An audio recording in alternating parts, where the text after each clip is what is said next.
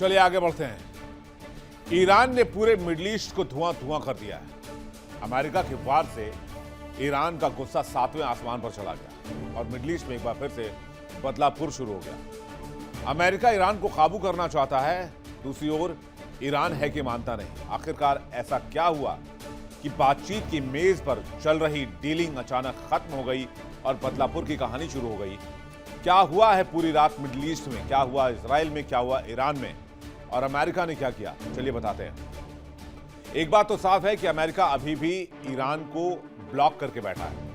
America चाहता है कि ईरान से डील हो जाए, जब तक डील नहीं होगी वो ब्लॉकेड नहीं खोलेगा, लेकिन वो अमेरिकी शर्तों पर डील चाहता है। इधर ईरान डील को तैयार नहीं है क्योंकि ईरान अपनी शर्तों पर डील चाहता है और ईरान को यह भी पता है कि अमेरिका कभी भी बीच बातचीत में धोखा दे सकता है, जैसा कि मैंने आपको भी पूरी कहानी बताई।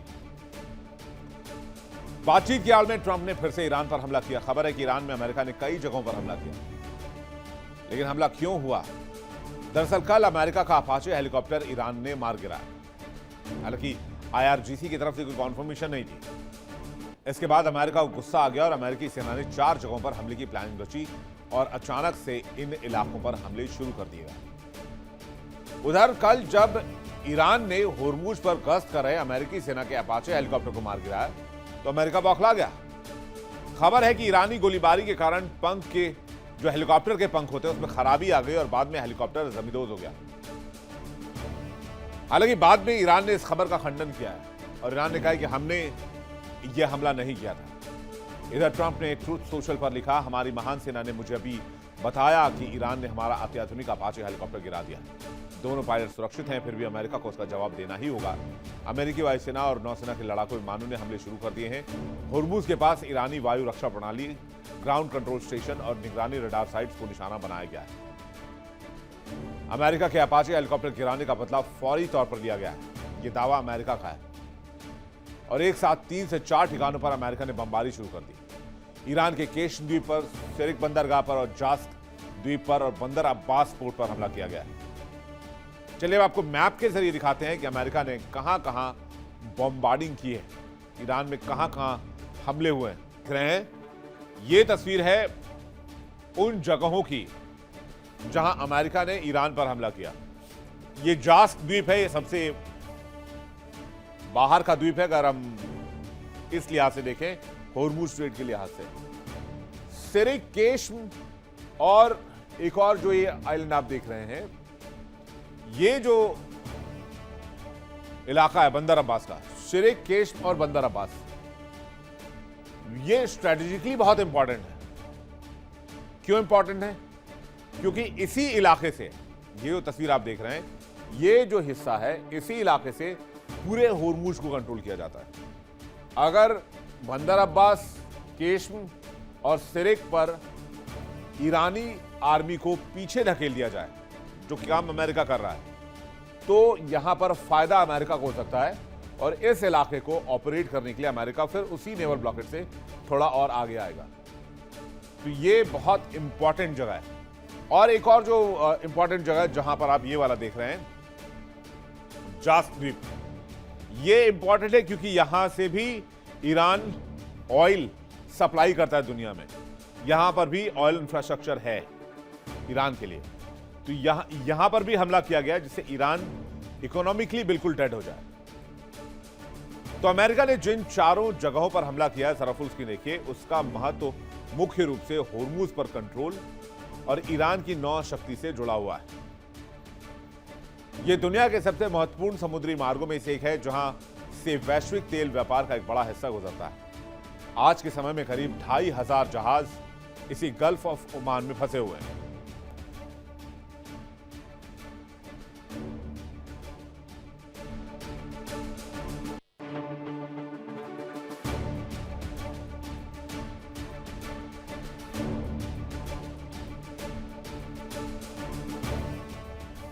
अब आप केश्म द्वीप को ले लीजिए, जरा ग्राफिक्स रखिएगा। केश्म द्वीप फारस की खाड़ी का सबसे बड़ा द्वीप है। स्ट्रेट ऑफ होर्मुज के मुहाने पर है। यहां भूमिगत मिसाइल साइलोज भी हैं और नौसैनिक अड्डे भी हैं ईरान के। होर्मुज पर निगरानी का यह सबसे इंपॉर्टेंट पॉइंट है। ईरान का अडूब विमान वाहक पोत भी कहते हैं इसे। सिरिक बंदरगाह आ जाइए, होर्मुज के पूर्वी हिस्से में स्थित है। यहां से अरब सागर और ओमान की खाड़ी तक पहुंच बनती है। सैन्य और रसद गतिविधियों के लिए इसे बहुत इंपॉर्टेंट माना जाता है। अब आप ले लीजिए अगला इलाका, जास्क। जास्क जो है वो ईरान का सबसे रणनीतिक नौसैनिक ठिकाना है। होर्मुज स्ट्रेट के बाहर ओमान की खाड़ी पर है। यह तेल निर्यात का टर्मिनल बनाया गया है और जरूरत पड़ने पर ईरान होर्मुज को बाईपास कर सकता है। ईरानी नौसेना और आईआरजीसी की गतिविधि का प्रमुख केंद्र है यह इलाका। ईरान ने जास्क को अपनी पूर्वी समुद्री रक्षा का मुख्य आधार बना दिया है। बंदर अब्बास ईरान का सबसे बड़ा वाणिज्यिक बंदरगाह है। ईरानी नौसेना और आईआरजीसी नेवी का प्रमुख मुख्यालय, तेल सैन्य जहाजों का मुख्य केंद्र और होर्मुज के उत्तरी किनारे पर होने की वजह से निगरानी भी यहां से संभव है।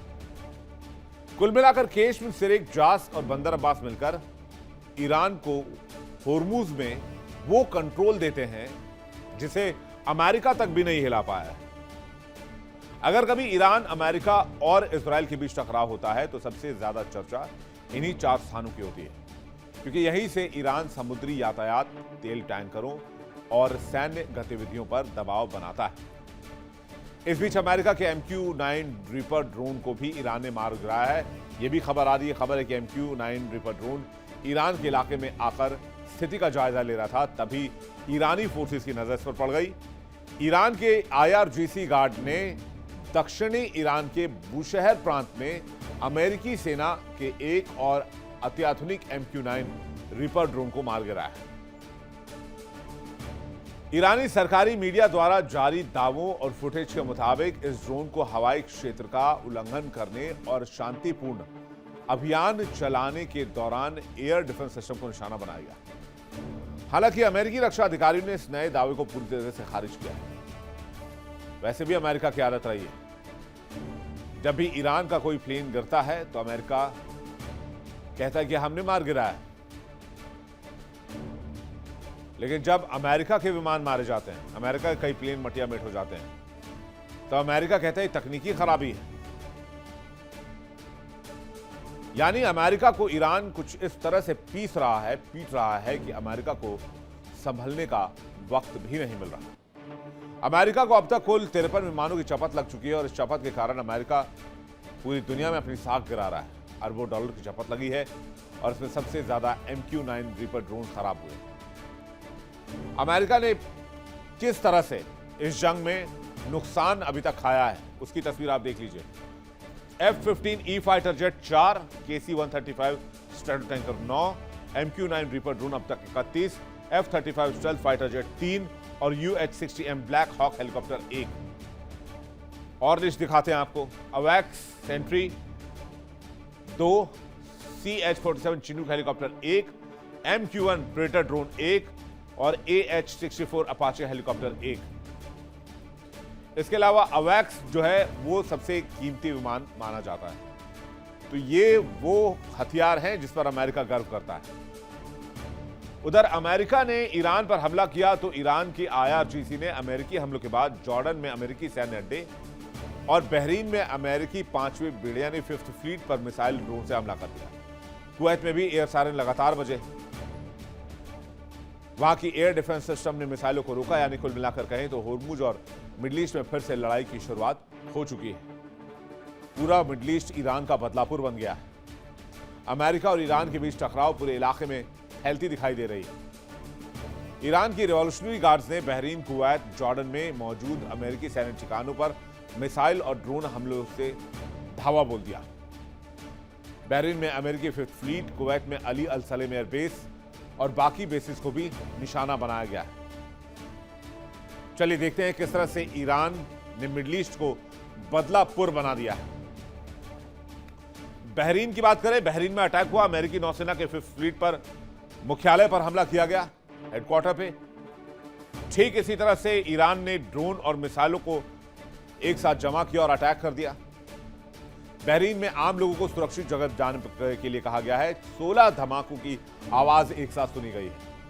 कुवैत में यूएस एयरबेस पर हमला कर दिया। कुवैत को भी नहीं छोड़ा पिछली रात ईरान ने।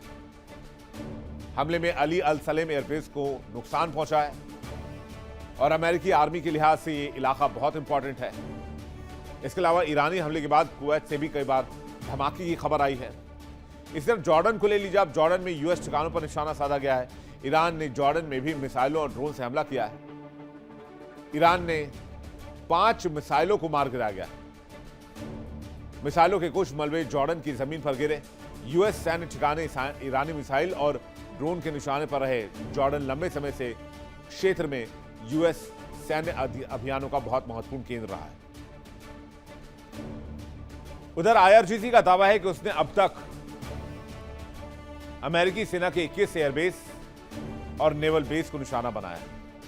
आईआरजीसी ने चेतावनी दी है कि अगर अमेरिका ने ईरान पर और हमले किए तो फिर जवाब बहुत करारा मिलेगा। अगर इजराइल ने लेबनान पर अटैक किया तो फिर अमेरिका को बख्शा नहीं जाएगा। और आपको पता है, इजराइल अपने इस वॉर को नहीं छोड़ेंगे। ईरान के विदेश मंत्री अब्बास अराक्ची ने भी अमेरिका को खाड़ी क्षेत्र छोड़ने की सलाह देते हुए कहा है कि ईरान किसी भी खतरे का जवाब देने के लिए सक्षम है। उधर अमेरिका ईरान में ब्लॉकेड लेकर बैठा हुआ है। खबर है कि ईरान ओमान की खाड़ी में अमेरिका ने अपने युद्धपोत से घेरेबंदी लगाए हुए है। वो भी एक बार देख लीजिए, घेराबंदी किस तरह की गई है। पूरा अरब सागर और गल्फ ऑफ ओमान अमेरिकी शिप से पटा पड़ा है। इसके अलावा मिडिल ईस्ट में 19 बेस हैं, लेकिन 19 बेस होने के बावजूद, इतनी बड़ी तैनाती होने के बावजूद अमेरिका स्ट्रेट ऑफ हॉर्मूज तक नहीं जा पा रहा है। ये वो जहाज हैं जिनके नाम आप देख लीजिए, यूएसएस रूजवेल्ट हैं, यूएसएस अर्ले बर्क हैं, यूएसएस ऑस्कर ऑस्टिन हैं, यूएसएस गोंजालेज हैं, यूएसएस थॉमस हन्नर है, यूएसएस ट्रक्सटन है, यूएसएस मेजन है, यूएसएस राफेल पिराल्टा है, यूएसएस माइकल मर्फी है, यूएसएस हिंगिस है, यूएसएस कॉमस्टॉक है, USS John Finn, USS Frank E है, पीटरसन जूनियर है, यूएसएस अब्राहम लिंकन है, यूएसएस प्रोवेंस है, यूएसएस रॉस है। गिनते रहिए आप, ये ब्लॉकेड लेके बैठे हुए हैं। और ये ब्लॉकेड कोई हल्का फुल्का ब्लॉकेड नहीं है, अगर आप तस्वीरों में देखकर आप अंदाजा लगाया आपने तो। उधर लेबनान में इजराइल के हमले लगातार जारी हैं। इजराइल हिजबुल्लाह के ठिकानों को निशाना बना रहा है, तो अमेरिका भी ईरान पर कई जगहों पर मिसाइलें दाग रहा है। अब इस बात से एक आशंका छिड़ गई है कि क्या वाकई फिर से युद्ध चालू हो चुकी है, या दोनों पक्ष कम से कम कुछ समझदारी का परिचय देंगे। शांति की बात तो पुरानी हो गई और दुनिया इस जंगी तबाही को बहुत क्लोजली मॉनिटर कर रही है। देखिए इंडिया डेली 24/7 अब आपके स्मार्ट टीवी पर।